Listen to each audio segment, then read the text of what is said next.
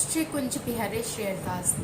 तो आज हम चर्चा करेंगे कि कर्म क्या है, प्रारब्ध क्या है, और यह भी जानेंगे क्या भजन के प्रभाव से प्रारब्ध को नष्ट किया जा सकता है। तो आइए सबसे पहले हम बात करते हैं कर्म क्या है।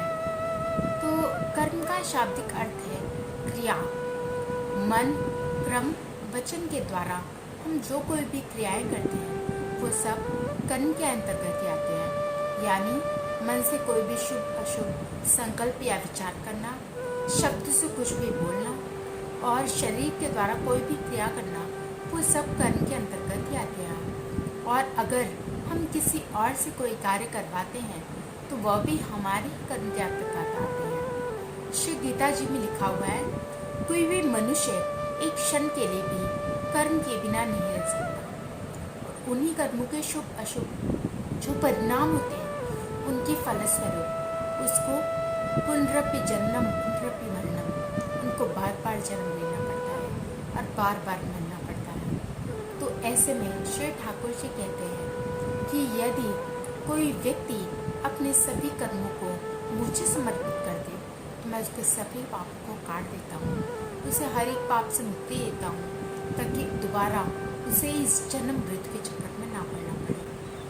कई बार लोग हमसे पूछते हैं कि ठाकुर जी को हम अपने कर्म कैसे समर्पित करें।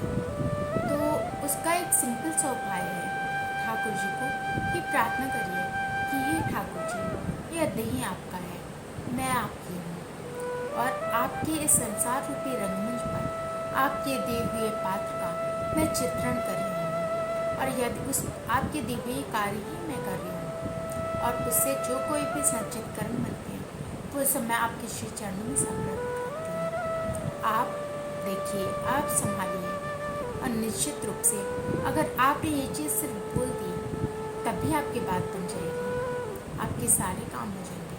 ठाकुर जी तो कर दूँ अन्यथा कर दूँ मैं, तो आपके सारे पाप हो जाएगा, कर देंगे। तो आगे हम जानते हैं प्रारब्ध क्या होता है।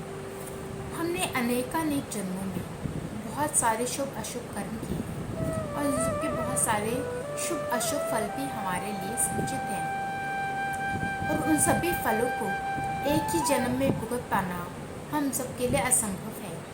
इसीलिए हम जो भी जन्म लेते हैं उस जन्म में उन कर्मों का कुछ अंश हमको भुगतने के लिए दिया जाता है और उसी को प्रारब्ध कहा जाता है। तो आगे हम ये जानते हैं क्या भजन के प्रभाव से प्रारब्ध को नष्ट किया जा सकता है।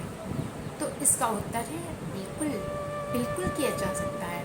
यदि आपने सच्चाई से भजन किया है तो भजन में तो इतनी असीमित शक्ति होती है, इतनी ताकत होती है कि आपका तो आपका वो औरों का प्रारब्ध काटने में आपको सक्षम बनाती है, समर्थ बनाती है। जैसे एक संत थे, उनके पास कोई व्यक्ति गया, उसने कहा महाराज मुझे गले में कैंसर हो गया, कुछ कीजिए ना। महाराज जी ने उसे देखा और वो अपने काम में लग गए। वो दोबारा उनके पास गया, बोला महाराज जी मुझे गले में कैंसर हो गया, कुछ कीजिए ना। उन्होंने दोबारा उसको देखा, दोबारा से अपने काम में लग गए। इस तरह वो व्यक्ति रोज़ महाराज जी के पास जाता था। एक दिन सुबह सुबह जब महाराज जी दातून कर रहे थे और दातून करके कुल्ला कर रहे थे, उस वक्त वो व्यक्ति पहुंचा और उसने कहा महाराज जी देखिए ना मुझे गले में कैंसर हो गया। महाराज जी ने गुस्से से वो कुल्ला उसके ऊपर, मतलब मुंह की जो पीक थी वो उसके ऊपर थूक दी और झुंझला कर बोले रोज़ रोज़ आ जाता है मेरे पास में, गले में कैंसर हो गया तो मैं क्या करूँ। लेकिन संत के उस थूक का ऐसा प्रभाव था कि उसके गले का कैंसर तक ठीक हो गया।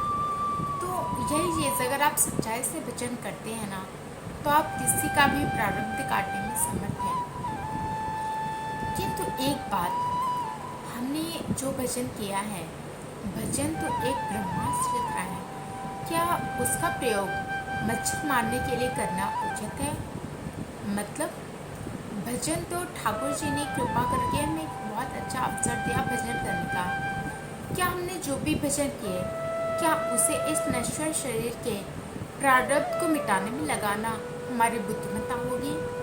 मेरे ख्याल से तो जो सच्चा शरणागत होता है वो ठाकुर जी के श्री चरणों में सिर्फ ये प्रार्थना करता है कि हे ठाकुर जी, मुझे सामर्थ्य दीजिए, मुझे शक्ति दीजिए कि मैं इन प्रारब्ध कर्मों को भोग कर आपके श्री चरणों में विलीन हो सकूं। सभी कर्मों के जो भी शुभ अशुभ फल होते हैं उनका ये परिणाम होता है कि हमको उनको भुगतने के लिए दोबारा से इस शरीर को धारण करना पड़ता है। इसीलिए जो सच्चा साधक है, जो सच्चा शरणागत है, वो जानता है कि यदि हमारे प्रारब्ध मान लो हमने उनको काट भी दिए तो भी जो नए प्रारब्ध होंगे उनको भुगतने के लिए हमें नया शरीर धारण करना ही होगा।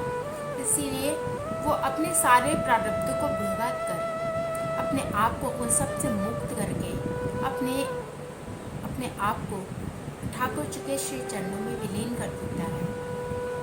मेरे मत से तो हम सबको अपने प्रारब्ध कर्म को भुगत कर अपने इस भजन का इस्तेमाल श्री ठाकुर जी से मिलने के लिए करना चाहिए। श्री ठाकुर जी से यही प्रार्थना करनी चाहिए कि ये ठाकुर जी हमारे साथ रहो, इन प्रारब्धों को भुगतने में हमारी मदद करो, और उसके बाद जब ये हमारे प्रारब्ध कर्म कट जाए तो हमें अपने श्री चरणों में स्थान दो।